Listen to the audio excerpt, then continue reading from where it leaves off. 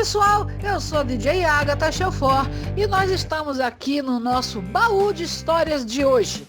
Falaremos sobre o poeta da música brasileira, o cantor Cazuza. Mas antes, eu quero que você aprecie a nossa nova logomarca e a nossa nova vinheta.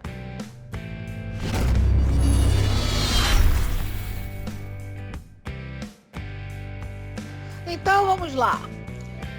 Agenor de Miranda Araújo Neto, mais conhecido como Cazuza, foi um cantor, compositor, poeta e letrista brasileiro. Primeiramente conhecido como vocalista e principal letrista da banda Barão Vermelho, na qual fez bem-sucedida parceria com Roberto Frejá, que hoje é o vocalista, que assumiu o posto de vocalista.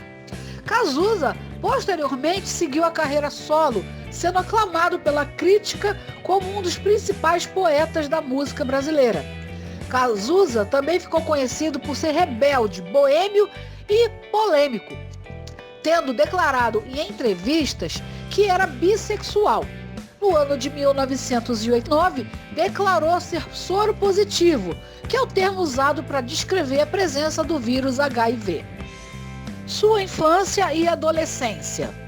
Filho de João Araújo, que foi produtor fonográfico falecido em 2013, e de Lucinha Araújo, ainda viva, Cazuza recebeu esse apelido mesmo antes de nascer. Agenor, seu nome verdadeiro, foi recebido por insistência da avó paterna. Na infância, Cazuza nem sequer sabia seu nome de batismo, por isso não respondia a chamada na escola.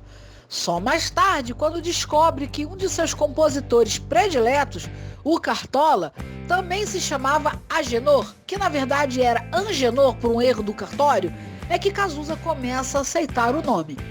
Cazuza sempre teve contato com a música, influenciado desde pequeno pelos grandes nomes da música brasileira. Ele tinha preferência pelas canções dramáticas e melancólicas, como as de Cartola, Dolores Duran, Lupicínio Rodrigues, Noel Rosa, Maísa e Dalva de Oliveira. Era também grande fã da roqueira Rita Lee, para quem chegou a compor a letra da canção Perto do Fogo, que Rita musicou. Cazuza cresceu no bairro do Leblon e estudou no Colégio Santo Inácio, até mudar para o Colégio Anglo-Americano, para evitar reprovação. Como os pais às vezes saíam à noite, o filho único ficava na companhia da avó materna, a Dona Alice. Por volta de 1965, começou a escrever letras e poemas que mostrava a avó. Graças ao ambiente profissional do pai, Cazuza cresceu em volta dos maiores nomes da música popular brasileira, como Caetano Veloso, Elis Regina, Gal Costa, Gilberto Gil, João Gilberto, Novos Baianos, entre muitos outros. A mãe Lucinha Araújo também cantava e gravou 3 discos. Em 1972, tirando férias em Londres, Cazuza conheceu as canções de Janis Joplin, Led Zeppelin e Rolling Stones, e logo tornou-se um grande fã.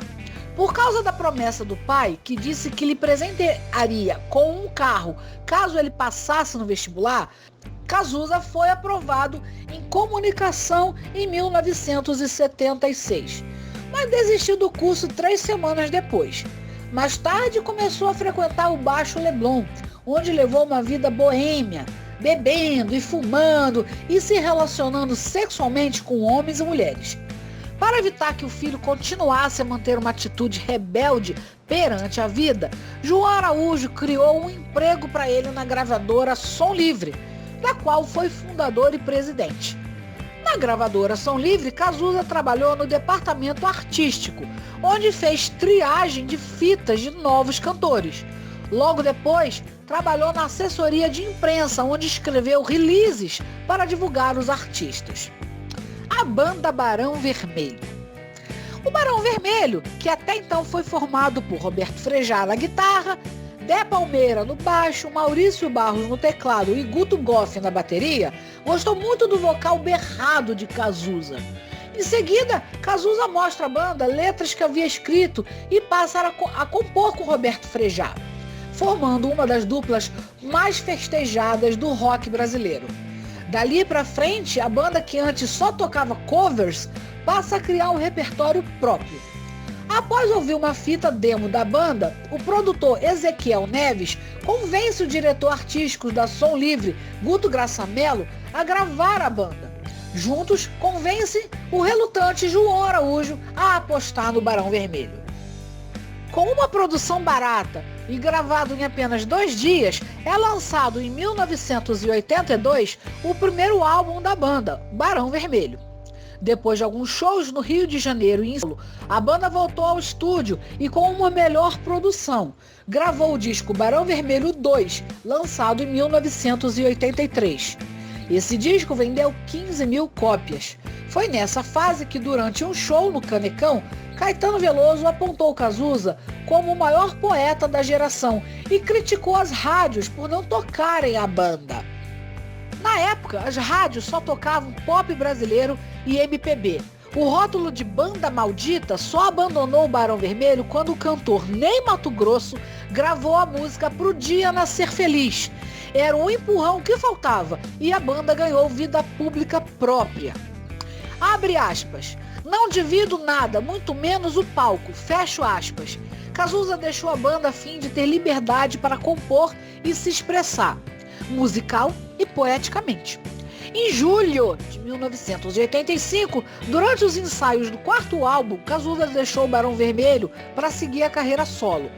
Suspeita-se que nesse mesmo ano começou a ter febre diariamente, indícios da AIDS, que se agravaria anos depois. Ezequiel Neves, que trabalhou com o Barão, dividiu-se entre a banda e a carreira solo de Cazuza. Carreira solo. Álbum Exagerado e Só Se For a 2.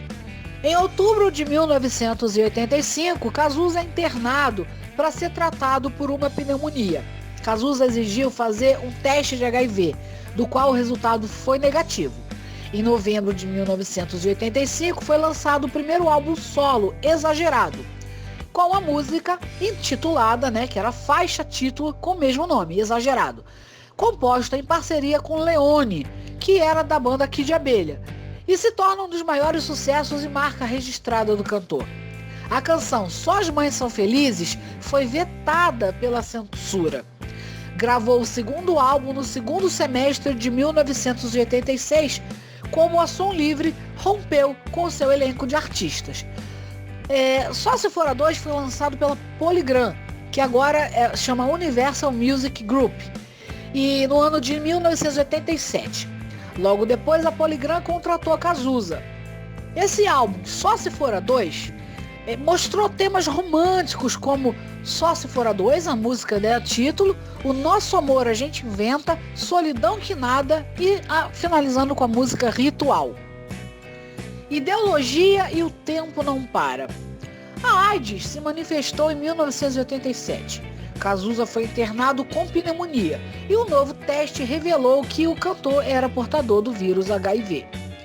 Em outubro, Cazuza foi internado na Clínica São Vicente, no Rio de Janeiro, para ser tratado por uma nova pneumonia.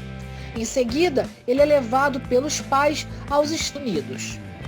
Lá, foi submetido a um tratamento à base de AZT durante 2 meses, no New England Hospital de Boston.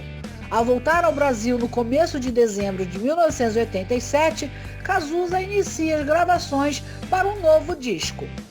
Ideologia, de 1988, inclui os hits Ideologia, Brasil e Faz Parte do Meu Show. Brasil, em versão de Gal Costa, foi tema da abertura da telenovela Vale Tudo da emissora Rede Globo e ganhou o prêmio Sharp por melhor música do ano e melhor composição pop rock do ano, que foi composta por Cazuza, Jorge Israel do Kid Abelha e Nilo Romero. Os shows se tornam mais elaborados e a turnê do disco Ideologia, dirigido por Ney Matogrosso, viajou por todo o Brasil. O álbum O Tempo Não Para, gravado no Canecão durante esta turnê, foi lançado em 1989. O disco se tornou o maior sucesso comercial, superando a marca de 500 mil cópias vendidas. A faixa título, O Tempo Não Para, tornou-se um de seus maiores sucessos. Também destacaram-se Todo Amor Que Houver Nessa Vida, com um novo arranjo mais introspectivo, codinome Beija-Flor e faz parte do meu show. O Tempo Não Para também foi lançado em VHS pela Rede Globo. Gente, pra quem não sabe o que é VHS, era fita de videocassete. Hoje nem DVD mais, né? A gente assiste tudo pela internet. Mas naquela época foi lançado, então, esse show ao vivo para quem quisesse comprar e assistir em casa. Sobre o álbum Burguesia. Em fevereiro de 1989, Cazuza declarou publicamente que era soropositivo, ajudando assim a criar consciência em relação à doença e aos efeitos dela. Compareceu na cerimônia do Prêmio Sharp numa cadeira de rodas e recebeu os prêmios de melhor canção para Brasil e de melhor álbum para Ideologia. Burguesia, que também é de 1989, foi gravado com o cantor numa cadeira de roda e com a voz nitidamente enfraquecida. É um álbum duplo de conceito dual, sendo o primeiro disco com canções de rock brasileiro e o segundo com canções de MPB. Burguesia foi o último disco gravado por Cazuza e vendeu 250 mil cópias. Cazuza recebeu o prêmio Sharp póstumo de melhor canção com Cobaias de Deus. Para quem não sabe, uma curiosidade, Cazuza também gravou um disco, gente, no caso um CD já na época, só com músicas de seu compositor preferido, que é o Cartola. É um disco meio raro de achar, mas vale a pena conferir também, tá bom? Isso é uma curiosidade que não estava aqui no nosso roteiro, porque eu conheço uma pessoa próxima que tem esse disco na coleção de Cazuza desta pessoa, tá? Isso foi só uma curiosidade. Então, para quem curte Cazuza, temos aí um CD raro que ele gravou só com músicas do Cartola. Bom, a sua morte. Em outubro de 89, depois de 4 meses à base de um tratamento alternativo em São Paulo, Cazuza partiu novamente para Boston, onde ficou internado até março de 1990, voltando assim para o Rio de Janeiro. E no dia 7 de julho de 1990, Cazuza morre aos 32 anos por um choque séptico causado pela AIDS. No enterro, compareceram mais de 1.000 pessoas, entre parentes, amigos e fãs. O caixão, coberto de flores e lacrado, foi levado à sepultura pelos ex-companheiros do Barão Vermelho. Cazuza foi enterrado no cemitério São João Batista, no Rio de Janeiro. Sobre o tampo de mármore de seu túmulo aparece o título de seu último grande sucesso, O Tempo Não Para, e as datas de seu nascimento e morte. Em sua lápide, nada consta além de seu famoso codinome. No ano seguinte, foi lançado o álbum póstumo Por Aí. Seu legado. O estilo, a habilidade vocal e a obra produzida por Cazuza tiveram um impacto significante na música popular brasileira. Isso deu-lhe o título de um dos maiores vocalistas masculinos de música contemporânea. Escrevendo para a coluna Combate Rock no UOL, o crítico de música Marcelo Moreira escreveu que, abre aspas, além da evidente qualidade de seus textos e letras, o que faz dele o melhor cantor do nosso rock era a irreverência e a capacidade de ironizar a todos, inclusive a si próprio, fecha aspas. Completando que, abre aspas, sua própria existência foi o maior legado que deixou, fazendo dele um símbolo daquele pulsante e necessário rock brasileiro dos anos 80, fecha aspas. Bom, gente, temos o filme aí que conta aí a história do Cazuza, né, que foi interpretado pelo grande ator, eu achei que foi grandíssimo ator Daniel Oliveira, que é um ator mineiro, né? E que ele falou na época que ele teve que aprender o sotaque carioca, né? E ele viu muitos shows do Cazuza em vídeo e tal, para pegar os trejeitos, o jeito de falar.